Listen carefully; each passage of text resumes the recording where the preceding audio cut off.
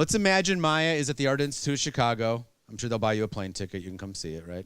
Let's imagine that Maya's there and she walks up close and she sees the little dots. And as she walks back, the dots turn into a picture. Who turned the dots into the picture? George Seurat, he's been dead for more than 100 years. So who turned the dots into the picture? Maya or the dead guy? Right. So when I say you don't brand your customers, they brand you, it is exactly like Maya walking back from the picture. Your clients, and the same token, your clients' customers, take all the little dots. What are some of the dots your clients have, the little points of contact with you? Phone calls, emails, meetings, getting your bills, your invoices. What are some of the dots for your clients' consumers? It's the sampling, it's using the product, it's seeing the client's ads. The point is this: when I say you don't brand your customers, they brand you, it's exactly like Maya walking back from this picture. Every single point of contact your clients have with you or your clients' customers have with your clients' companies influences the whole picture. Now let's take it from Seurat and let's actually think about your business. Let's imagine this is one of your clients. This is an MPG client. Let's think about all of the experiences this MPG client has with you. One day, she got a referral. She wanted to do an event, or she had problems with marketing, and somebody said, hey, you should call MPG. And then she looked at your website, and then she called up, and you came in and you made a sales pitch to her. And then she brought you in to meet with her management. And then you did the first event. And then you started doing some merchandising for her. And then she got your invoices. And then there was a problem one day, like we heard, like the Droshko mentioned. There's a problem, and she called up and you dealt with the problem.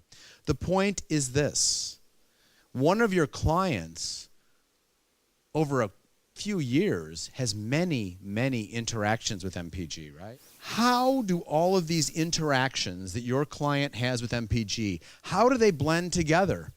Is there a harmony in the way they blend together? Or is there a dissonance? If I were an MPG client, or for this client, would every new interaction with the company, every meeting, every email, every event you put on with me, would it help me understand MPG better? Would it come together like a complete story, a cumulative story? Think about when you read a great book or when you see a really good movie. Every scene in that book or that movie, everything that happens moves the story forward, right? If it didn't, they would have taken it out of the movie or edited it out of the book. Now, let's think about the story that MPG clients experience when they work with you. Is it like a great movie? Is it like a great book? Does every new meeting with you, every new event, every new interaction help them understand the MPG story better?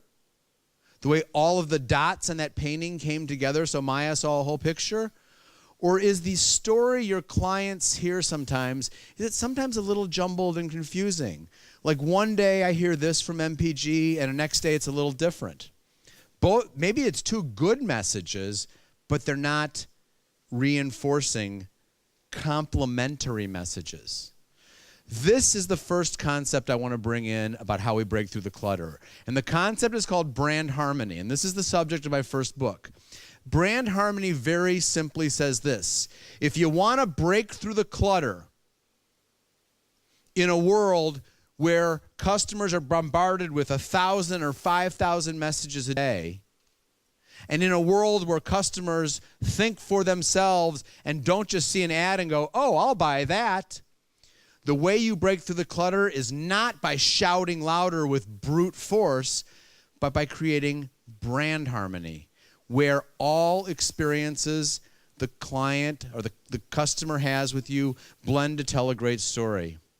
Remember I said a few minutes ago that if an MPG client had beliefs about the company that are really clear, really compelling, really powerful, they really believed in MPG, that would be the kind of client who would do things that made you a more successful company. They would give you more business, increase their budget with MPG, tell their boss they want to do more with you. How do you think that MPG client created that strong belief? Because you made promises to them? No, because every part of their experience of being an MPG client was in harmony, and they said, I get it. I understand what MPG is all about, and it's really good for me. Now think about how you use brand harmony to strengthen your relationships with your clients. Now, one thing I want to say about brand harmony. Okay, I wrote a book called Brand Harmony, but I'm not going to take credit for inventing brand harmony, because you know who invented brand harmony? Your customers. This is how people evaluate you right now.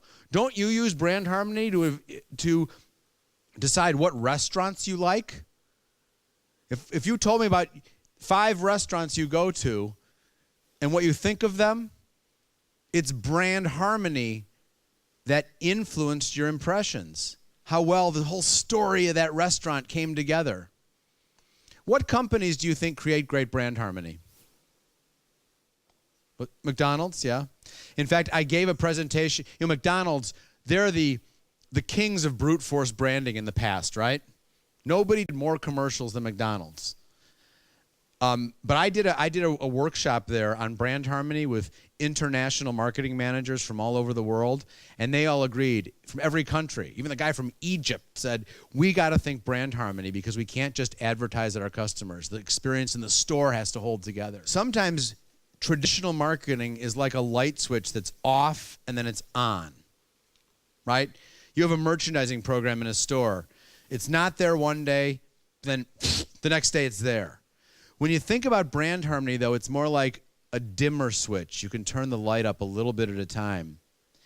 You can start improving the brand harmony your clients experience today, tomorrow, by looking at all these little dots and making them be in sync better.